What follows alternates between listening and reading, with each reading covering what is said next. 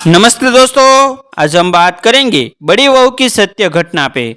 परिवार की जिम्मेदारी और आत्मनिर्भरता का पाठ। जब अनामिका शादी के बाद अपने ससुराल आई तो उसे परिवार की बड़ी बहू होने का गौरव मिला। इसके साथ ही उसने पूरे परिवार की जिम्मेदारियां अपने कंधों पर ले ली। कुछ वर्षों बाद घर में दो और बहू आई, नेहा और सिया। दोनों, नेहा और सिया, पढ़ी लिखी, नौकरी पेशा और आधुनिक विचारों वाली थी। अनामिका को लगा कि उनके आने से घर का माहौल बदलेगा और शायद अब वह भी अपने अधूरे सपने पूरे कर पाएगी।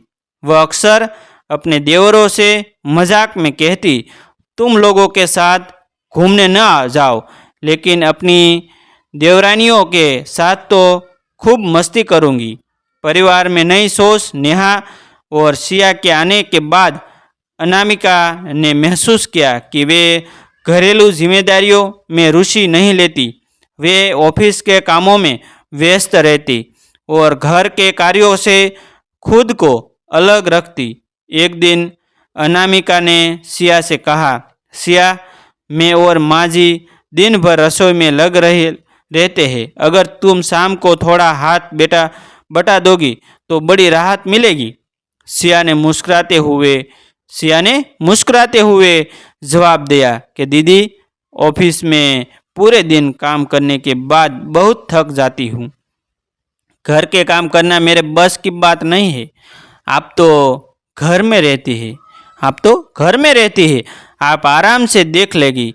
सिया की बात सुनकर अनामिका को एहसास हुआ कि ऑफिस और घर के बीच संतुलन बनाना कितना मुश्किल होता है। लेकिन वह बिना कोई सवाल किए घर की जिम्मेदारियों निभाती रही। मुश्किल दौर और सच्चाई का सामना। 2021 में महामारी के दौरान अनामिका के पति और देवर दोनों गंभीर रूप से बीमार पड़ गए। उन्हें अस्पताल में भर्ती कराना पड़ा।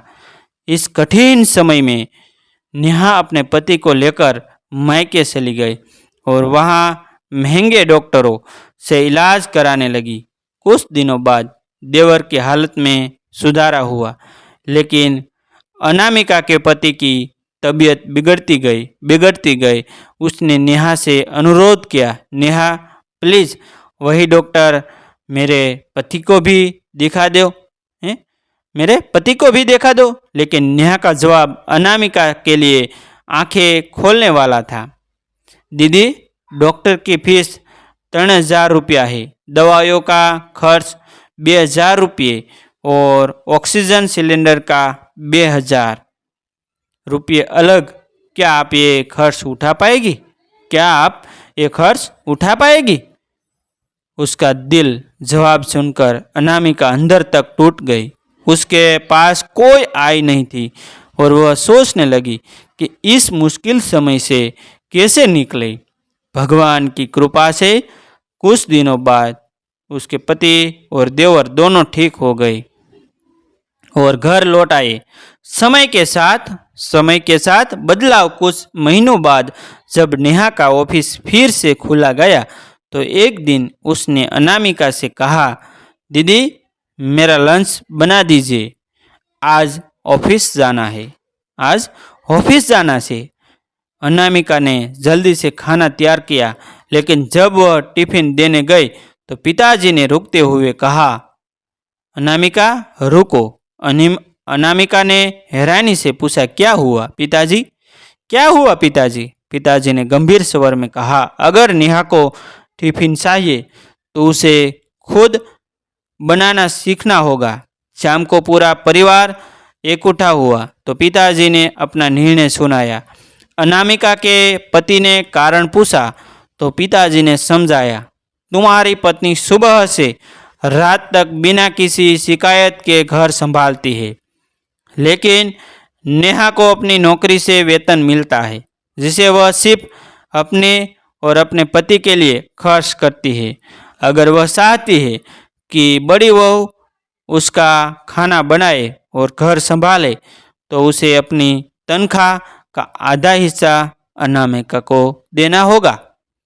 नया संतुलन और आत्मनिर्भरता। पिताजी की इस सख्त बात से नेहा को समझ आ गया कि परिवार में सभी का योगदान जरूरी है। परिवार में सभी का योगदान जरूरी है। उसने अपनी तनख्वाह का आधा हिस्सा अनामिका को देना शुरू किया। इससे घर में संतुलन बना और आपसी समझ बढ़ी। अब अनामिका को भी आर्थिक स्वतंत्रता मिलने लगी और वह अधिक आत्मनिर्भर महसूस करने लगी। सबक जो जीवन बदल सकता है, सबक जो जीवन बदल सकता है। इस घटना ने अनामिका को सिखाया कि परिवार में सभी का योगदान जरूरी होता है। घर के काम और आर्थिक जिम्मेदारी समान रूप से बांटनी चाहिए। आर्थिक स्वतंत्रता केवल कमाने तक सीमित नहीं, बल्कि सही संतुलन बनाने में भी है। काश हर परिवार में ऐसे समझदारी हो ताकि किसी भी बहू को यह महसूस न हो कि उसकी मेहनत को महत्व न दिया जा रहा। और ऐसे नए नए जीवन उपयोगी वीडियो देखने के लिए हमारे चैनल को आप सब्सक्राइब कर लीजिए, जो आपको जीवन में कुछ नया करने के लिए प्रेरित करता है। थैंक यू दोस्तों, मिलते हैं एक न्यू वीडियो के साथ, एक न्यू स्टोरी के साथ। तब तक बनिए रहिए हमारी चैनल के साथ।